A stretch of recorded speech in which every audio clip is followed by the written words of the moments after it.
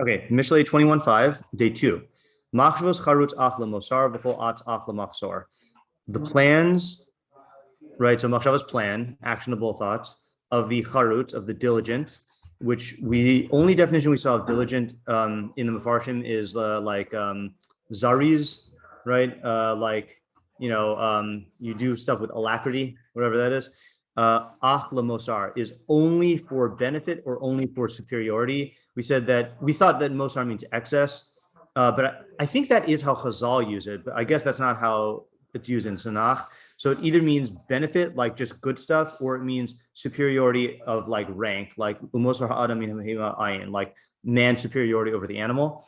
V'chol at achla machsor, and all haste, or anyone who is hasty, that's the translation we were going with, are only for lack. Okay. And Sadiq said short-tempered, but we didn't explore that. Okay, so our questions were, what does Mosar mean? Oh, so we kind of have to delete this because apparently it's not correct. So just what does Mosar mean, right? We don't ask if it's good or bad because we're saying it's good. How are the two halves of the pasuk opposites? Usually the opposite of charutz is atzel, lazy, not hasty. Okay. Let me just show you. I know we haven't reviewed the questions yet, but just on that, I mean, we haven't reviewed all the questions. I just saw the Ibn Kaspi is interesting. He says, machshavos charutz hu emtsai bein at uvein atzel. So he says charutz is the middle characteristic between hasty and lazy. Is that interesting?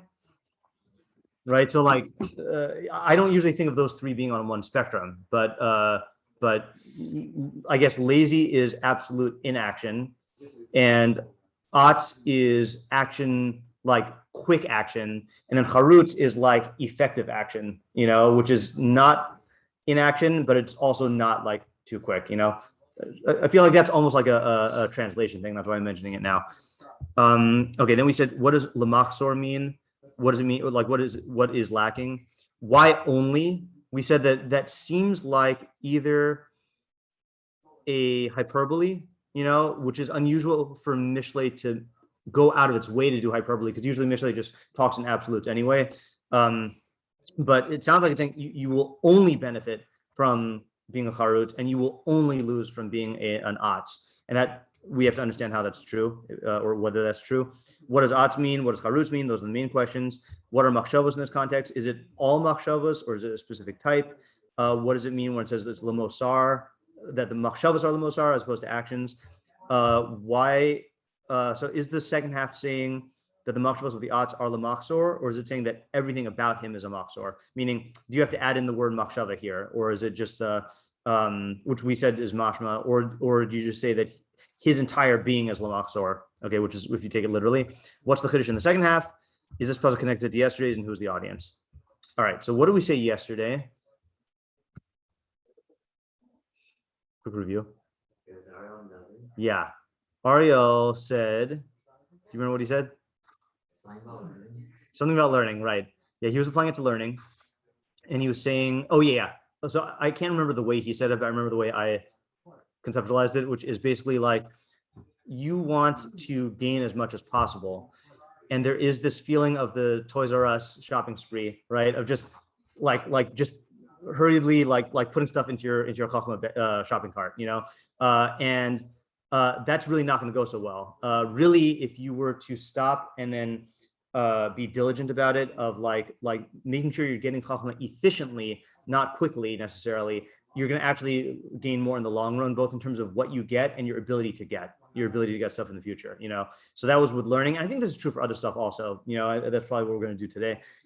And then David's thing was that machshavos charutz is achla mosar, which is bad, he was saying, right? That machshavos means if you do only thinking with no action, and then atz is only action with no thinking, and you really need both. Yeah. Okay. So any other ideas that you guys have before we do meforshim? Oh, really?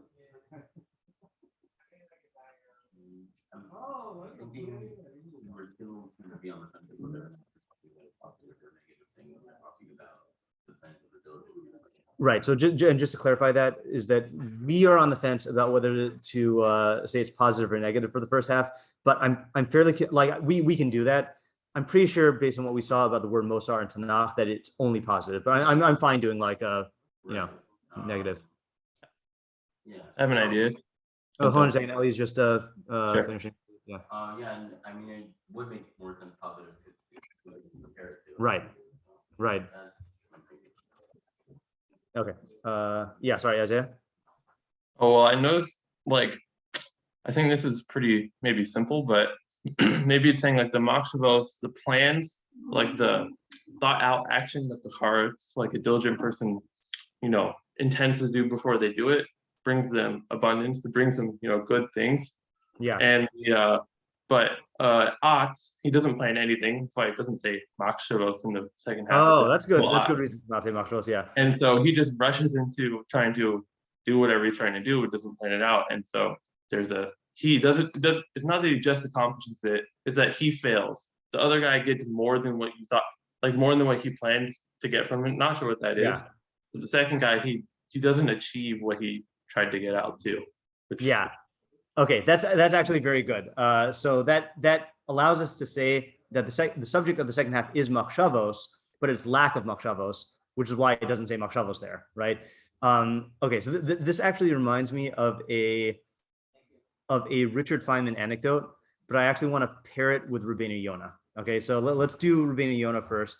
It's actually on the next page, I believe. Okay, so Rabbeinu Yonah, left column, middle, at the bottom-ish, middle, I don't know. All right, machshavos charutz achla mosar. Ein hamehirus min hacharitus vazrizus. Okay, it says quickness is not a quality of charitus and zrizus, of diligence and alacrity. Okay, sheyakdim. Aval machshavos charutz sheyakdim hamachshava v'hamitun lemaaseh. But the plans or thoughts of a charutz are to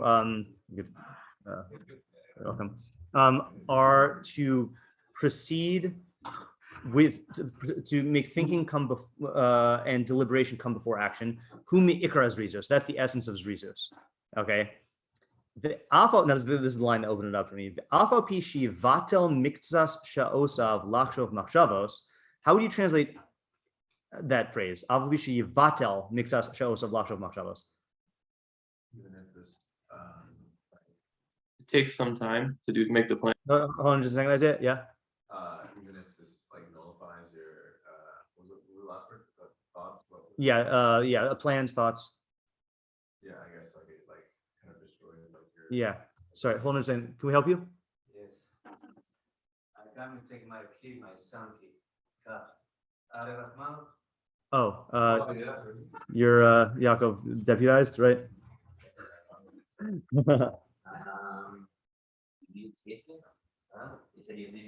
Okay, sorry. Just start again. I got distracted when I saw the guy. Yeah. The alpha pishi vatel miktsas sha'osav lachshov machshavos.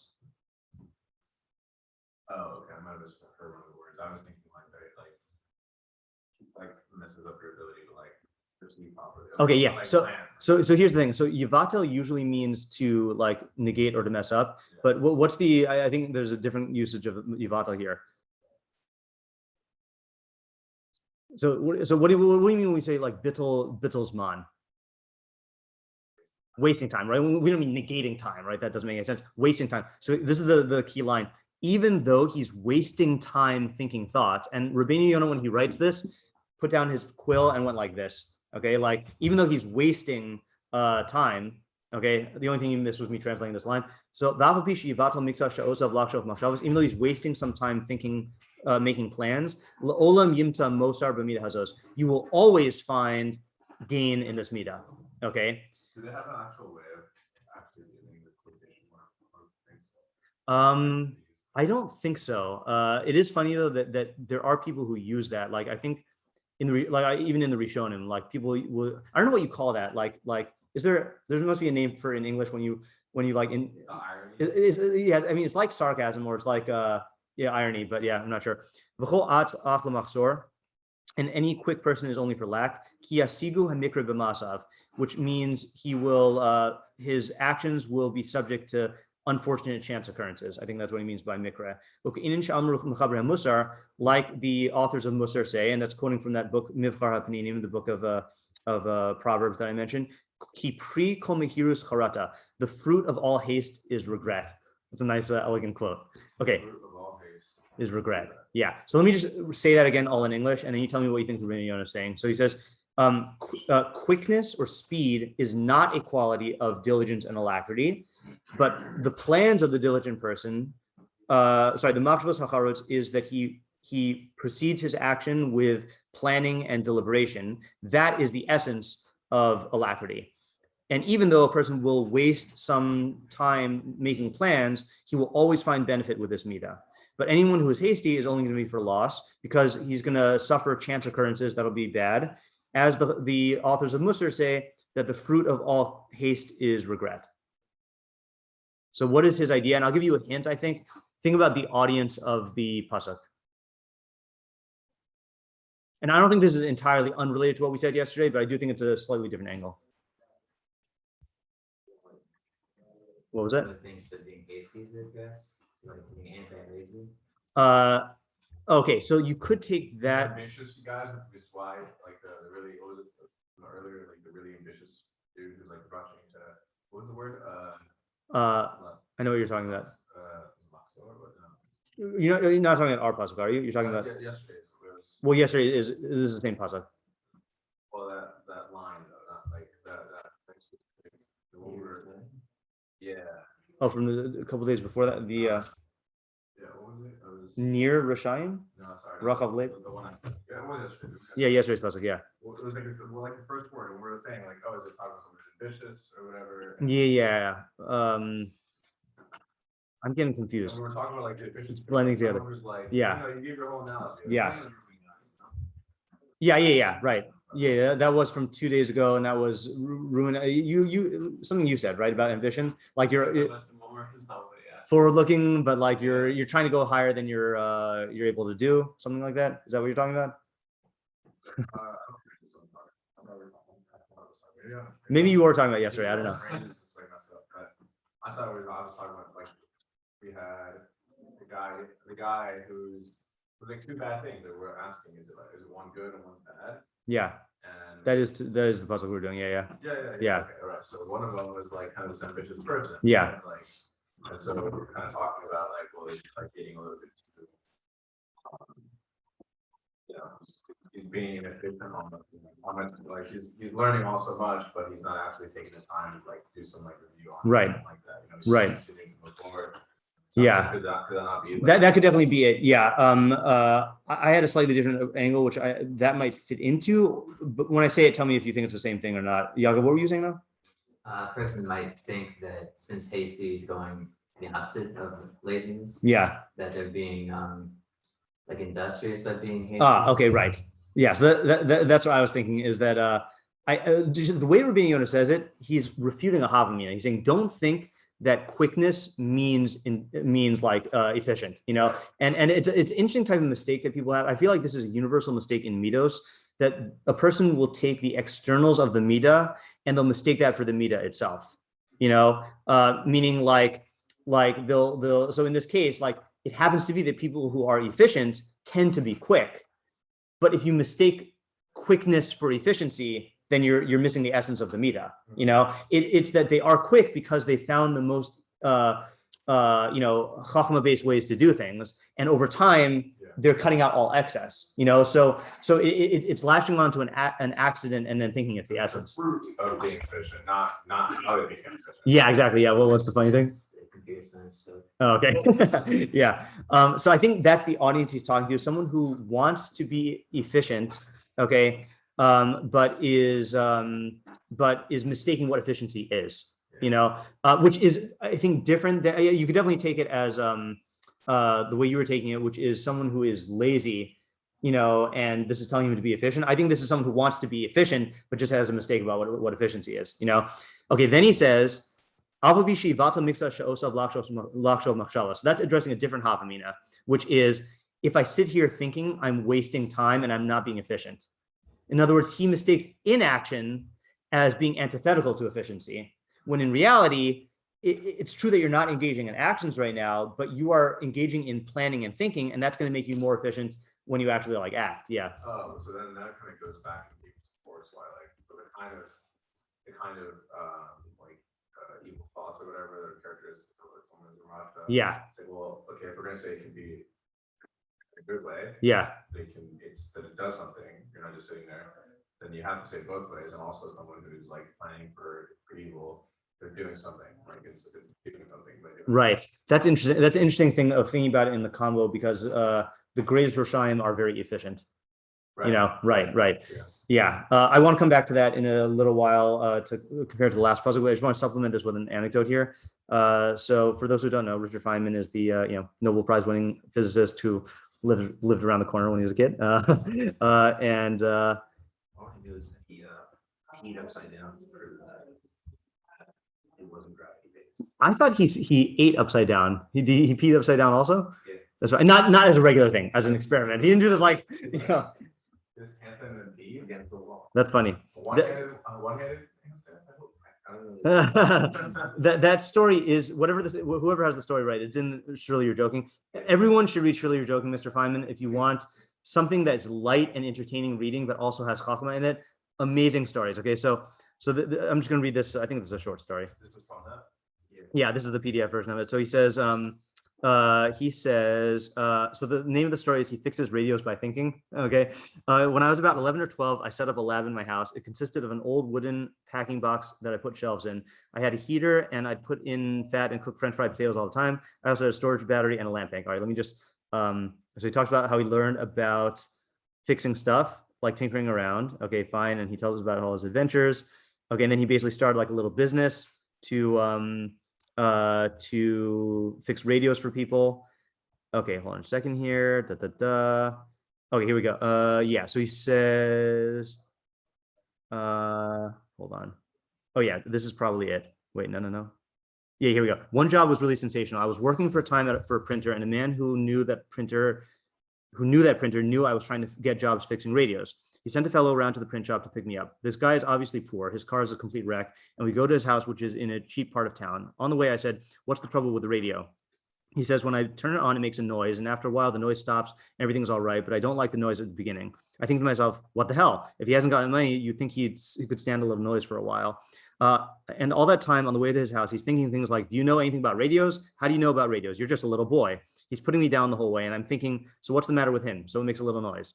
But when I got there, I went over to the radio and turned it on. Little noise, my God, no wonder the poor guy couldn't stand it. The thing began to roar and wobble, a tremendous amount of noise. Then it quieted down and played correctly. So I started to think, how can that happen? I start walking back and forth thinking, and I realized that one way it can happen is that the tubes are heating up in the wrong order. That is, the amplifier's all hot, the tubes are ready to go, and there's nothing feeding in, or there's some back circuit feeding in, or something's wrong in the beginning part, the HF part, and therefore it's making a lot of noise, picking up something. And when the RF circuit's finally going, the grid voltages are adjusted, everything's all right. So the guy says, "What are you doing? You come to fix the radio, but you're only walking back and forth." I say, "I'm thinking." Then I say to myself, "All right, take the tubes out and reverse the order completely in the set, et cetera, et cetera." So I changed the tubes around, okay, blah, blah, blah. So he's trying this out. When a person has been negative to you and then you do something like that, they're usually 100% the other way, kind of to compensate. He got me other jobs and kept telling everybody what a tremendous genius I was, saying he fixes radios by thinking. The whole idea of thinking to fix a radio, a little boy stops and thinks and figures out how to do it. He never thought that was possible, you know? So like, that's the, I think that's the mistake that Rabbeinu Yonah is addressing, in that you're wasting time, that like, you want to feel efficient and industrious, and you feel like if I'm not doing something, I'm not being industrious. But really, you're being super efficient and super industrious by thinking before you move. You know? Yeah, Sean? I think, just to like scale it back a little Sure. bit, the person still needs to like have messed around with radios before. Oh, they yeah. do that. Pure thinking is not going to do it. Yeah. Right? There Definitely. needs to be, like, That's like David's an idea. understanding of like the practicals and like Yeah. how things fit together. And Yeah. then from that understanding, then a person can then like Correct. think things out and like. Yeah. Like you shouldn't always be like involved in just like the practical. Yeah. Then, like you're just like fiddling around. And Yeah. Eventually something's gonna work, but like that's not Right. efficient. Right. Like, Yeah. you need some like experience of like radios in order to like. Correct. Yeah. There's I thought of a good, so that essentially was your idea yesterday, right? I just thought of the anecdote also, or an example that fits into that that idea from yesterday, which I'll just say that there's a okay, I'm not a Bucky in musicals, but when I was in non-Jewish in public high school, then Bucky, yeah, I use that intentionally. Then we in public school they put on like real musicals, you know, like with tickets and stuff. And so my first musical I performed in the pit orchestra was The Music Man. So The Music Man is this thing about a con man who comes to town and basically tries to swindle the entire town. And the way he does it is he sells everyone band instruments. You're familiar? Love that movie. Yeah. So he sells everyone instruments, but he says he also sells them his method of learning instruments, which he calls the think system. And he says the think system is instead of like practicing the instrument, the more you sit there and just think of yourself playing, the more trained you're going to get. And he basically like prevents people from like playing their instruments until the final performance. And by that time, his plan is to have skipped town, you know, and obviously the final performance comes and no one can actually play because they've never actually like tried playing the instrument, you know. So whenever someone like goes too far in that direction of like trying to prepare so much that they're not actually doing the thing, I think of myself, oh, they're using the think system, you know, in a bad way. Yeah. Yeah, Mati, you had your hand up first earlier. Give another example. Sure, why not? All right, so building a fire. Ah, yeah, another specialty of mine. Yeah. So people don't realize it's pretty important to collect enough firewood. Yeah. If you got a firewood and just make a fire right away, you're gonna run out of fuel. Right. So it's Right. pretty important to like have enough wood to begin with before you start the fire, so you can stay longer. Yeah, that's a good example also. Yeah, Kuzki, you were gonna say something? Yeah, I think the story you're giving, it's like I'm trying to like, I'm interested in like the other guy who like reacted. He's like, "What are you doing?" Yeah. Like it's like he's frustrated, and that's we oftentimes call frustration like a wasteful Yeah. activity as well. Right. Then, he even says, oftentimes people like this are actually they're reacting one way, but they're kind of the opposite, really. And it ends up being that he like promotes the guy, and he has like his frustration almost like made him more capable of being able to appreciate, Right.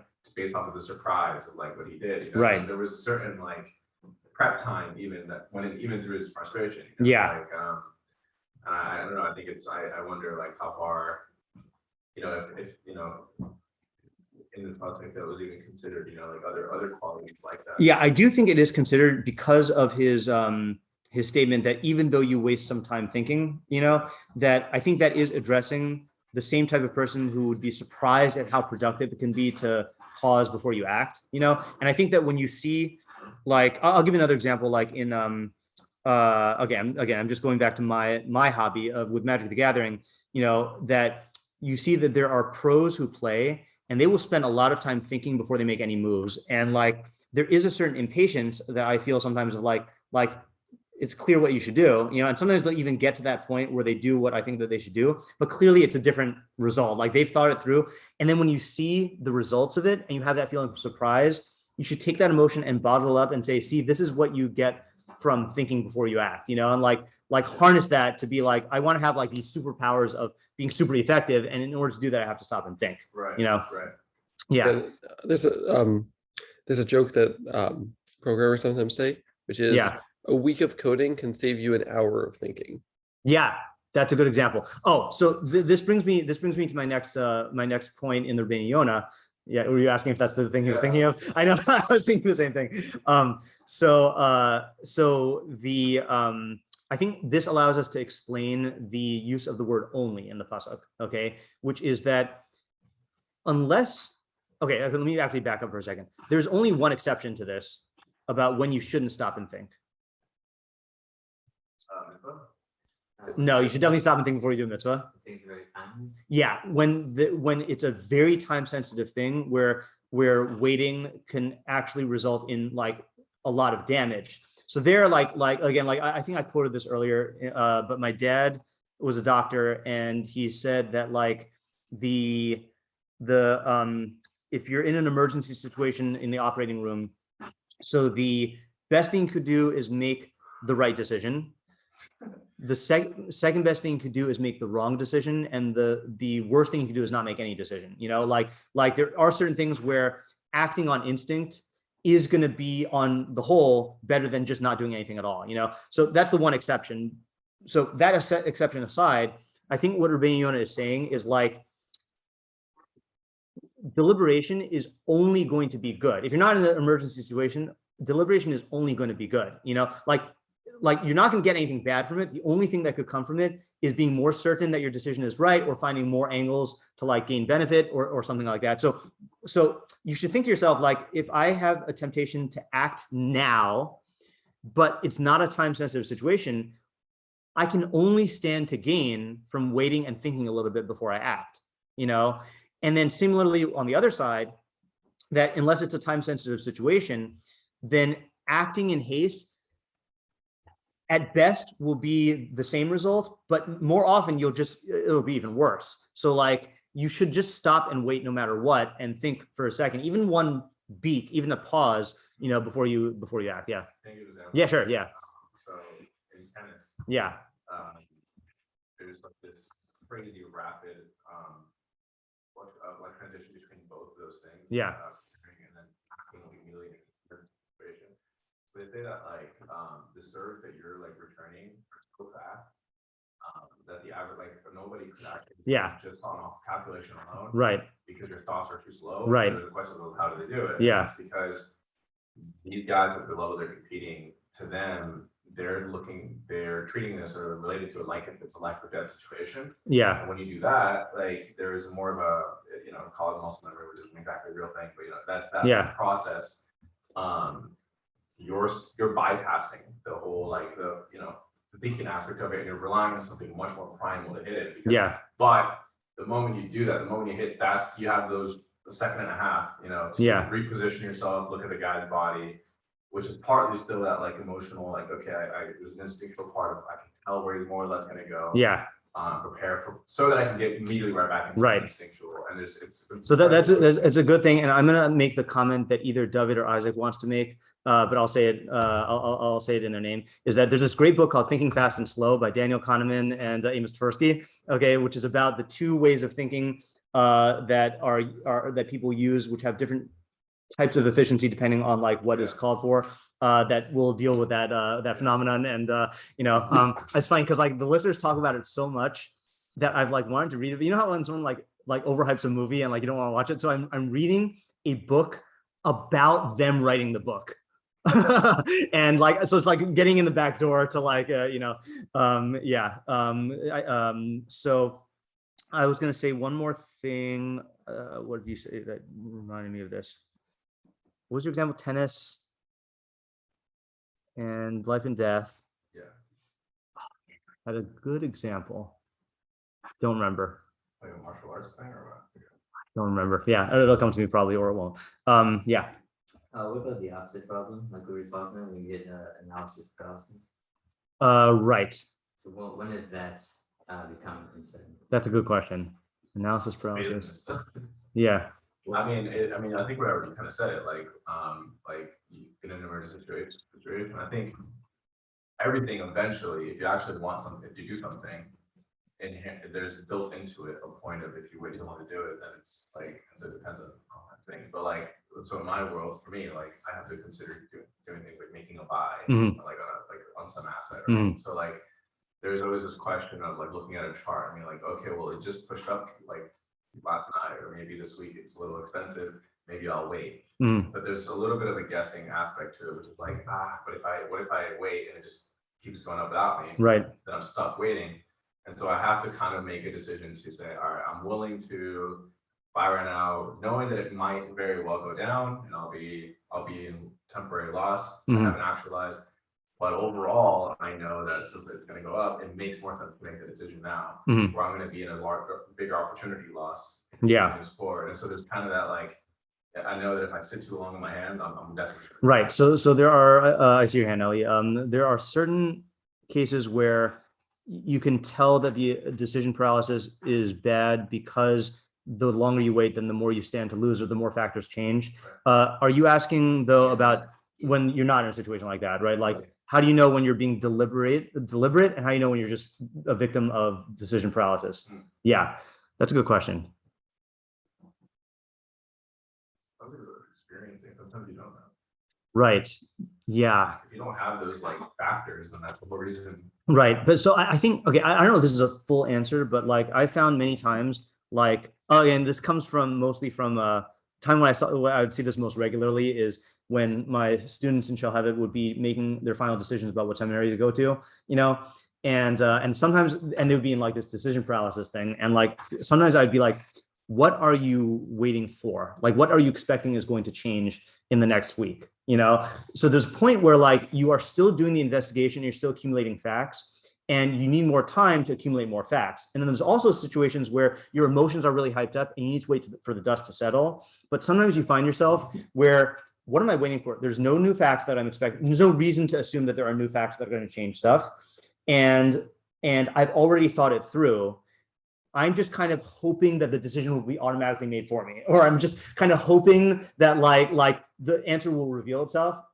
And when you realize that there's no rational reason to wait, then that's a good indication that you're in decision paralysis. I don't know if that's the only answer, but that is definitely a category of decision paralysis that I've seen, you know? Yeah, Ellie? Yeah, I was thinking, most things in some way or another are time sensitive, I would think. Right. In the case of like the radio. On the big enough scale, everything's time sensitive. Right, Yeah. kicked out of this guy's house. Yeah. Right. Yeah, exactly. Yeah. But it becomes like tricky when you don't know exactly how much time you have. Yeah. So what would, I don't know. So that's another good question. Right. So so I guess the first thing to do, so what you're revealing through this question is that all time sensitive scenarios are relative, right? Relative to the factors, relative to like the consequences, like your example also. So the first thing you really need to do when when you're planning to plan, right? Right. Now this pasuk we thought was just about planning, right? But there's also planning to plan, meaning planning for how much time you have allotted to you to think about stuff. That's the first thing you need to assess, which is like, how do I make determinations about the cutoff point? You know, like when are the consequences going to catch up to me, or like how much time do I actually have to do this? You know, like for example, when I was an AP English language teacher, then you know, the thing that is most difficult for the students on the actual exam is they only have a very short amount of time to write their essay, and yet pre-writing exercises like making an outline or whatever are kind of critical. So like taking the amount of time that you know you're going to have and then planning ahead of time, how much of that time am I going to use to think about the essay and how much time am I going to use to actually write it is key, you know? So I think that would be the first step, which is to assess the time frame and then think what percentage of that does it make sense to devote to planning. And let's say, for example, like again, just going to Magic the Gathering, or I assume this is also, actually, I don't know if this is true for chess. Chess timer is a different thing. But like in Magic, there is a timer, like when you're playing online, and you only have a certain amount of time in the round. Now, the thing is that like, it doesn't matter whether you finish the game with 10 minutes left or 5 seconds left. Like, it's all the same except for your opponent's annoyance, you know? So I could really take as long as I want, you know, without any loss. But in other areas, then it's a quantitative thing that the longer you wait, then the more you're losing, you know? So these are all the types of planning that you need to actually do. I don't know any more specific guidelines, but I'm saying like, you know, like sketching out ahead of time the consequences of taking longer to plan. And there are also instances in which time is not really a relevant factor in making a decision. It's more about the other surroundings within your environment. Take, for example, like the paradox of choice. Yeah. Where it's the number of decision-making things you have to, I don't know how to articulate it, but it's.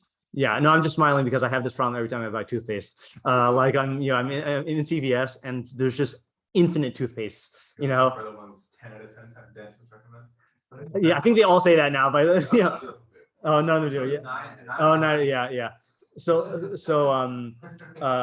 yeah. So I think that's another important point, which is kind of an answer that was embedded in your question, which is being aware of the phenomenon of the paradox of choice or decision paralysis can help you to just catch yourself being a victim of it. In other words, the mistake, the reason why you don't see it sometimes is because you think you're actually involved in decision making when really you're not. You're involved in being paralyzed by this, by just being confronted with all the choices. Sometimes just awareness of that phenomenon itself can like slap you out of it, I guess I'm not remembering the thing I was going to say. It was good. I don't know. There's like some factors that are definitely like, I used to do research on like products I would buy, like ridiculous. Like when I would buy my first set of headphones I ever bought. Yeah. I spent so much time looking into like what makes up a good headphone Yeah. in my price range. Yeah. I ended up, I think I spent like 6 months I ended up learning about impedance and current. Yeah. Because it apparently happens like the kind of source in the phone you have, and Yeah. like its output affects differently. Yeah. And so I realized that I really was enjoying more of the process of researching the thing than after getting it. Right. Kind of like your there's a Johnny idea, I guess. Yeah. But I also realized like, okay, fine, even if that's really what I care about, even for the sake of research, there's a component where I have to do the testing and I still need to buy it to further my research. Right. To test whatever I've learned. Yeah, all the things are outdated by the time you actually buy it. Yeah. Yeah, right. If it wasn't a time thing, Yeah. the technology hadn't changed. Yeah. There was a point where I could only get so far of an understanding. I have to see by, and so there wasn't necessarily a time thing there. But Right. A part of the process, the methodology, I need to like do something in order to. You need to buy one of the toothpaste and come back the next one, and then the next one. Yeah. Whatever, you have to do some sort of actual action to test. Right. That's a good example of how another example about how your decision making can be taking longer because of factors other than the decision. Like you're saying, you just became attached to the process, right. And that's why, like, my example I can relate to with that is whenever I've had to buy a new laptop. So I'm prone to having that problem, and I've learned. Yeah, so I've learned from experience. I know I've learned from experience that that certain people who know computers, I can ask and they can give me an answer. Other people, if I ask them, they will take infinite time because they enjoy the process of researching it. And like, I can't like, I can't go on that time frame, and that's why I also like, I think it's very good. And I don't know what the algorithms are or like how this is made. I love how when you search for something on Amazon, they'll have Amazon's choice or like #1 bestseller. To me, that just cuts down on all the decision making so much, because like, I don't have to like look at other stuff. Yeah, there's a very good technique that I read about in the paradox of choice. Yeah. Which he calls satisficing, which is basically just satisficing. You say? Yeah, yeah. Portmanteau of like sufficing and satisfying. Yes, yeah. I remember what the portmanteau was, but I don't know if that's actually a portmanteau, but I just wanted to say that word. Yeah. Okay, fine. Yeah, I didn't remember what what two words it was combining. Yeah. It's that when you find an option that is good enough, like unless it's something where the decision really matters. But if let's say like you're buying, to like a new shirt or something. Yeah. Like as soon as you find an option that's good enough, you do that one, and you don't consider other ones that might be better. Right. So because it'll actually make one of the things that he talks about is that considering more options actually makes you less satisfied with the option that you choose. Interesting. Okay, so that's a good fact. I was going to say something more basic about this, but let me state it the way I was going to state it, and then weave that in. There's the phenomenon of diminishing returns, right? And diminishing returns is like in these types of scenarios is like the first hour I spend researching it, the difference between the 0 hours and 1 hour, it's a huge difference, right? But then say 1 hour to 2 hours, 2 hours to 2 days, 2 days to 2 months. The amount of edge I'm getting, if I'm getting an edge, is much, much smaller. Then add to that what Isaac's talking about, which is that the more time I spend looking at different choices, the less satisfied I will be with this choice.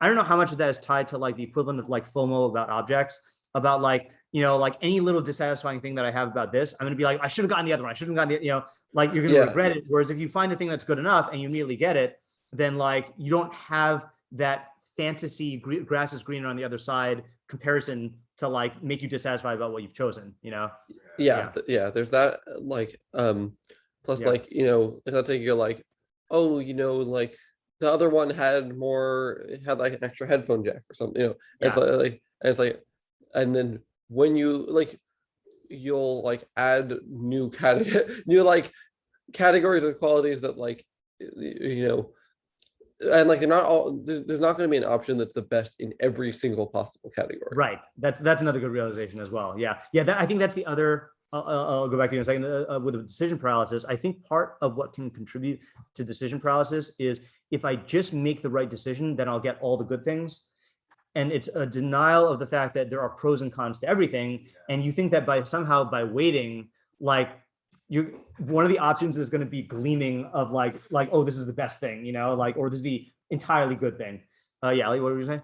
So when making decisions and finalizing a decision, I would think that most people rationalize that decision to be the correct decision. Yeah, right. As opposed to this is a good decision, or this is a good enough decision, or this is, yeah. That's a good point, right? And if you're looking for that absoluteness, then that's going to run to this problem. Yeah. I think another factor in decision paralysis is like this insecurity that there might be more meaningful data out there, more meaningful thoughts or angles you haven't considered yet. Yeah.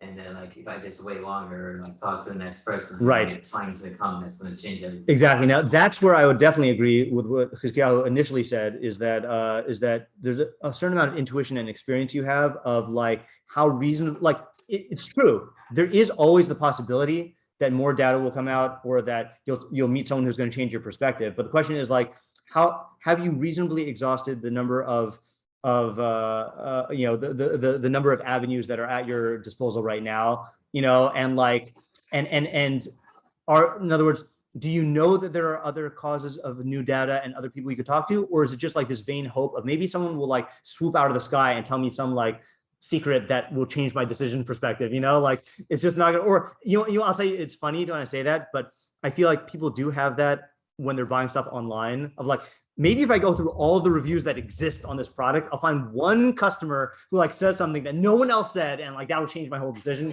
You know, it's like this vain fantasy that you know, that'll happen. And so I think there is a reasonable thing where like, okay, I'm going to read like 5 pages of reviews, and if they all are on the same page, like they're all like similar, then I'm not going to bother reading more reviews, because what are the odds that someone's going to say something completely new? You know, and if they did, then it would be voted up. You know, something like that. Like you have to like actually like, you know, again, assess the likelihood that something's going to radically change your perspective. I just remember we talked about this when this was one of our earliest conversations. Yeah. Where I was talking about like why like I decided to come here. Yeah. And like purposely not looking at like researching a bunch of yeshivas. Right.